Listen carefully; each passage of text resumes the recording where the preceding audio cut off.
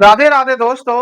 आज मैं आपसे बात करने वाला हूं 2023 में हमारी संसद के द्वारा 3 नए कानून पास किए गए थे। तो सबसे पहले मैं बात कर रहा हूं आपसे बीएनएस। बीएनएस अर्थात भारतीय न्याय संहिता। दूसरा है बीएनडब्ल्यूएस अर्थात भारतीय नागरिक सुरक्षा संहिता। इसने सीआरपीसी का स्थान लिया। CrPC means criminal procedure code. अब तीसरा है बीएसए भारतीय साक्ष्य अधिनियम। तो सबसे पहले मैं बीएनएस की बात करूं। बीएनएस आप लोगों को पता है 2023 में पास हुई और 1 जुलाई 2024 से लागू हुई। इसमें 358 सेक्शन है। कितना सेक्शन है? 358 सेक्शन है। और बीएनडब्ल्यूएस है, इसमें 531 सेक्शन है। यह भी 1 जुलाई 2024 से लागू हुई। अब मैं आपसे बात करूं बीएसए, जो कि भारतीय साक्ष्य अधिनियम है, इसमें 170 धाराएं हैं। यह भी 1 जुलाई 2024 से लागू हुई। अब ये तीनों कानून आप लोगों को पता है 2023 में हमारी पार्लियामेंट के द्वारा पास किए गए थे।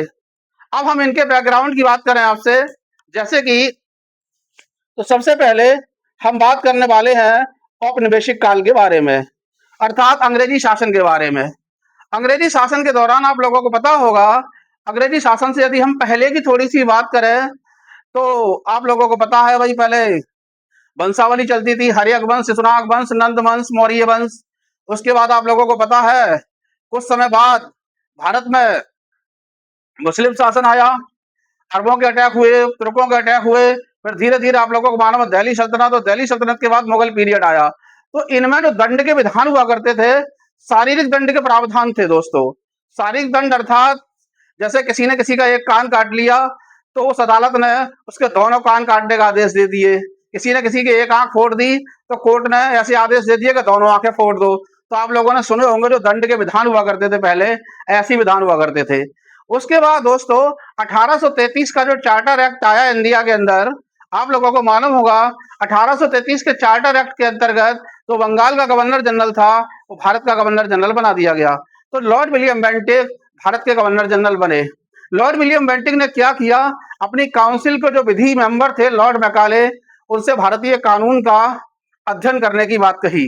तो उन्होंने भारतीय कानूनों की स्टडी की। जो पुराने कानून थे तो उन्होंने ये कहा इनको अलग कर दीजिएगा। तो लॉर्ड मैकाले को ही ध्यान देंगे आप, आईपीसी का जनक माना जाता है। तो ये आईपीसी लॉर्ड मैकाले ने बनाकर तैयार की थी, उन्हीं को फादर माना जाता है।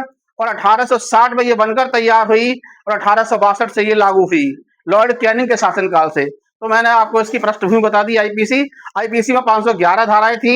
आईपीसी को रिप्लेस करके ही बीएनएस बनाई गई, अर्थात भारतीय, आप लोगों को पता ही है, न्याय संहिता। ठीक है।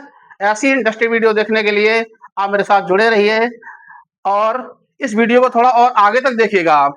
अब सीआरपीसी क्या चीज है, जो कि मैंने बताई आपको। सीआरपीसी को रिप्लेस करके बीएनडब्ल्यूएस।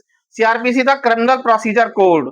क्रिमिनल प्रोसीजर कोड मीन्स आप लोगों को पता है भाई, जैसे मान लीजिए कहीं पर कोई क्राइम घटित हुआ, तो जो क्राइम घटित हुआ, क्राइम घटित होने के बाद आप लोगों को पता होगा भाई, सीधे सीधे पुलिस को इन्फॉर्म किया जाता है।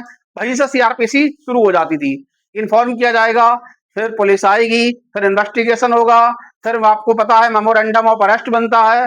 उसके बाद उस व्यक्ति को कोर्ट में पेश किया जाता है। कोर्ट में पेश करने के बाद आप लोगों को पता है ट्रायल चलता है। ट्रायल के बाद जो सजा दी जाती थी वो आईपीसी के अंतर्गत दी जाती थी। तो यही आप लोगों को पता है, सारी स्थिति मैं आपके सामने एक्सप्लेन कर चुका हूँ। ऐसी इंटरेस्टिंग वीडियो देखने के लिए मेरे साथ जुड़े रहिए। जय हिंद, जय भारत।